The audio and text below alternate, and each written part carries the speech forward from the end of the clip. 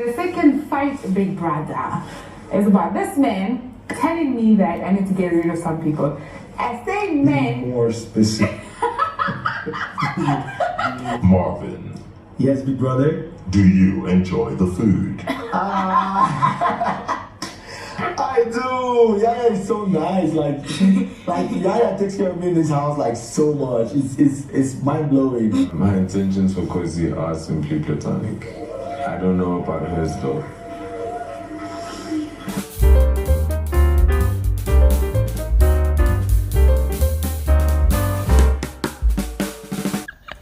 Okay. You know what? Whoever it is that came up with that concept of the paired housemates having their diary session together yesterday is simply a genius.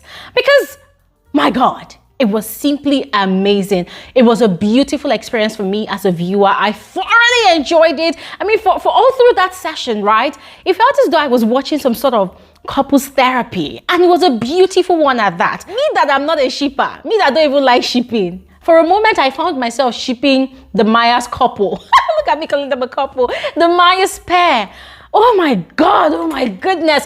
Oh, it was so refreshing, But besides all the goody stuff, there were so many issues that they raised, that they discussed, some of which I mentioned on my previous videos from yesterday. So please, if you missed out, go ahead and check it out, especially the Jenny O video. Some of the paired housemates, look at me thinking of some of the couples. Some of the paired housemates, they complained about Jenny O. I did a video on that already. So please go ahead and check it out, or I will drop a link to that video in the comment section, or rather in the description, or even the comment section as well.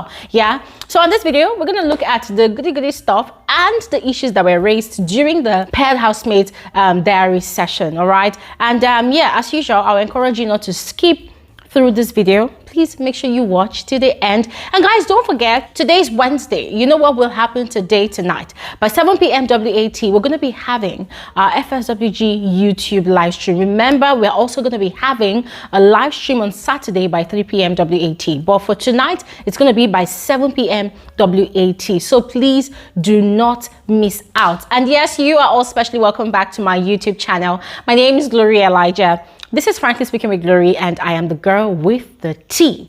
If you are new here, you are especially welcome. Thank you so much for subscribing to join the family. If you are a returning viewer or a returning subscriber, thank you very much for choosing to click on this video to watch. If you are not in any of those categories, please do not hesitate to do exactly what you see on your screen so that you become a part of the tribe. Okay, now quickly, let's just proceed with this conversation. Yesterday's diary session was a breath of fresh air. It was different, it was fresh, right? It was really innovative, and it also gave us the opportunity to see into the mind of the housemates as a pair. So it was a very sort of relaxed atmosphere, right? Big Brother literally allowed his kids, to get really conversational, right? It was more like a chit chat sort of sessions, right? Big Brother's questions only served as a way of directing how their thoughts would go in that small room. So yes, it was quite interesting. Now, beginning with the Tabana pair. Oh my God, guys, those people are so adorable. Nana. You seem to have something on your mind. What he's saying is not what I'm saying. It's not what I'm saying. The way they were just giggling and laughing, I was just trying to imagine Big Face that Biggie too would be having a good laugh, because they were just so funny. For no reason, they would just be laughing. It felt really cute. For me, I tagged them as the newlyweds of that diary session yesterday. They were more like the newlyweds. They're still kind of shy, being in each other's company. It was quite interesting. And yes, they answered a lot of questions about their new head of house, the head of house challenge, the nomination process. And then Big Brother asked them why they felt Yelisa had nominated them. And Nana strongly felt like it could be that Yemi has issues with Tabang being close to Khosi, because the way Khosi and Tabang are very close, it seems as though there's something going on between them. Now, Big Brother asked Tabang to explain himself, and Tabang said, well, for him, their relationship is just strictly platonic. He doesn't know about from Khosi's perspective. And Nana, of course, did not seem to agree with it, because we know that Nana has been gossiping with Jenny O since how many days now about Khosi's entanglements in the house.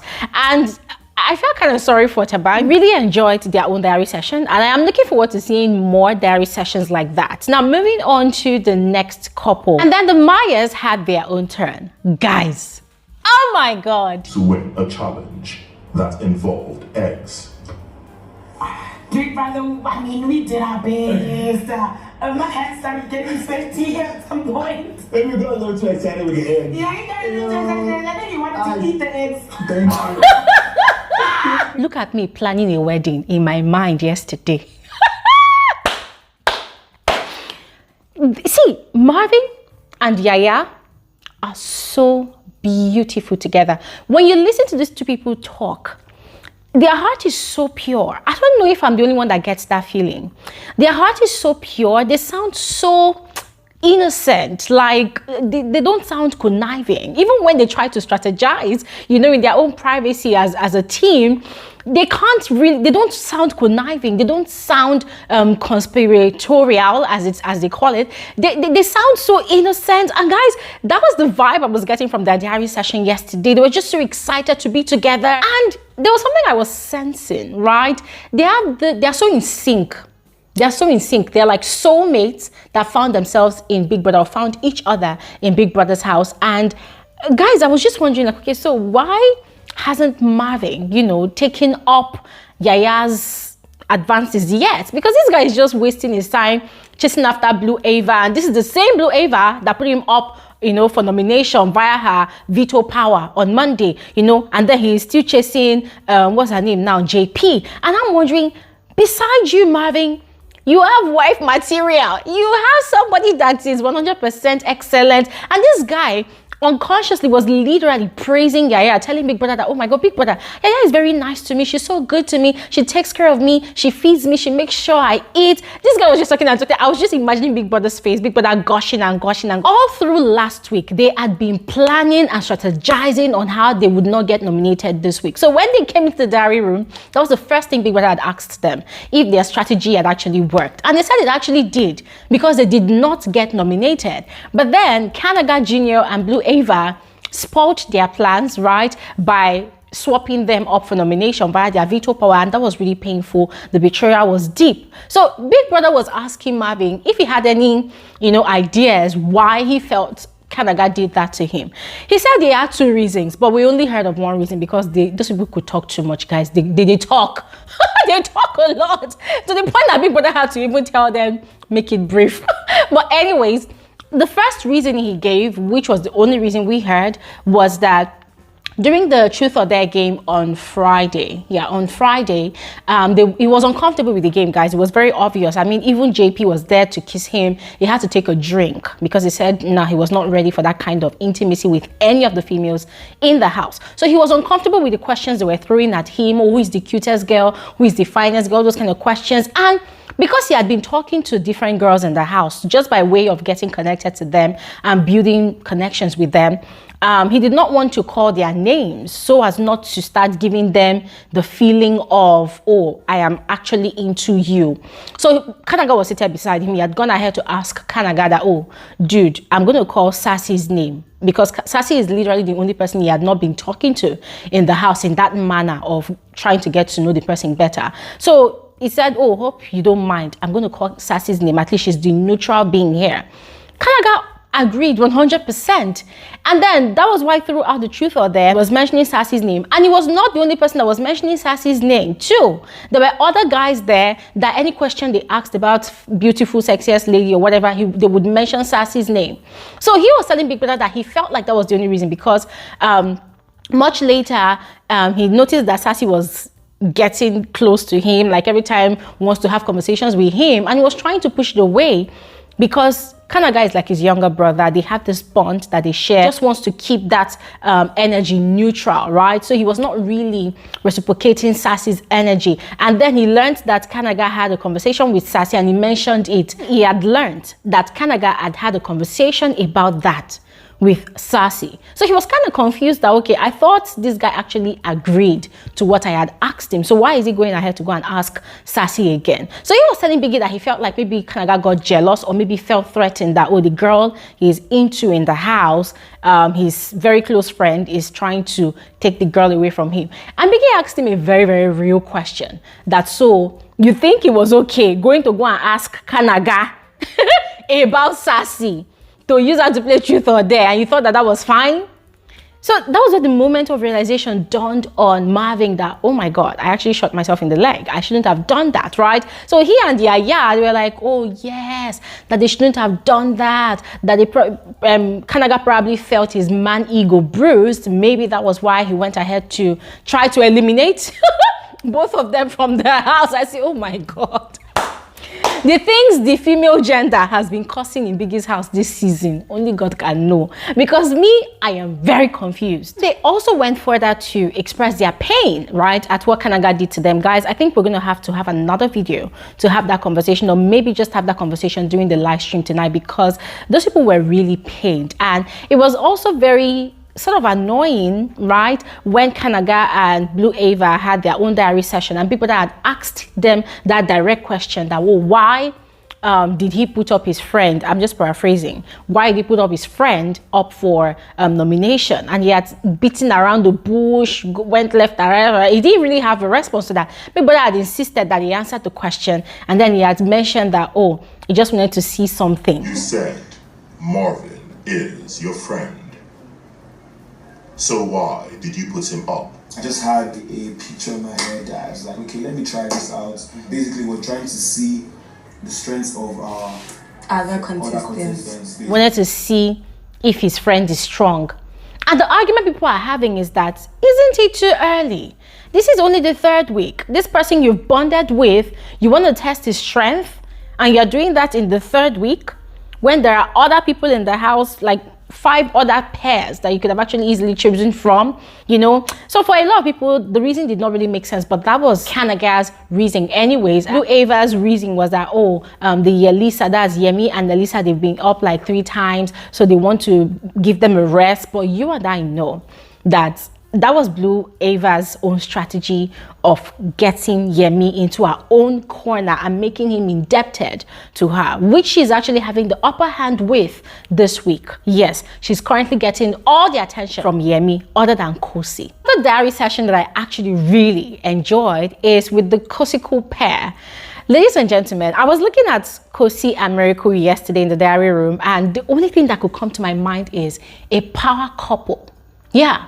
A power couple, a couple that loves and respects each other so deeply, and they are also business partners, and they have very, very strategic minds. They are very good at strategizing, getting things done. They are so efficient. Guys, these 2 people, they were like Mr. and Mrs. Smith. I don't know if you've seen that movie. They were just so good, and I just love the way Miracle was kind of laid back and was allowing Khosi to talk, answer the questions, because Khosi was just literally like a chatterbox yesterday. And yes, I mentioned on my Jenny O's video that they ranted a bit about Jenny O, just like the JP or the JK couple had done. Yes, but they also had their own issues. Apparently, they have their own issues, because we discovered that they've been having some argument over their decision making, you know, between the both of them, especially when it came to nominations. Miracle would always say that, oh, there are like 4 people or 5 people that are out of the question for them to nominate, because he has created a bond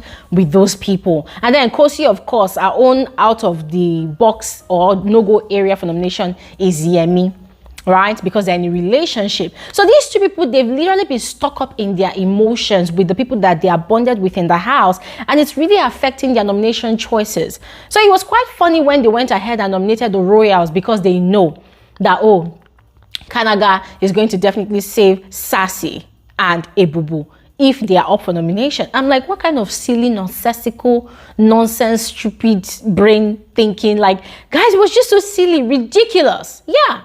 So that had been the bone of contention between both of them, and Miracle had even gone ahead to kind of advise, but in a way sort of command Khosi to end things with Yemi because it's actually blocking a sense of judgment whenever they want to nominate people. And then on Khosi's defense, she is coming from the angle of, oh, if you are telling me to end things with Yemi, why then are you protecting 4 or 5 people from our nominations list? Right? Everybody should be a target because it is a game. At the end of the day, the people you're protecting, you don't know if they are also putting you up. So what are we talking about here? So ladies and gentlemen, it was just so funny that Big Brother just allowed them to be arguing, because at some point both of them, they were just going back and forth. They weren't really arguing negatively, right? But they were just going back and forth trying to see their reason. And sometimes Big Brother will chip in one instigator's comment and they'll not say, oh, okay, yeah, Big Brother, I see your point. So it was very funny, but also a very, very interesting conversation. I'm hoping that they find a common ground when it comes to nominations, because guys,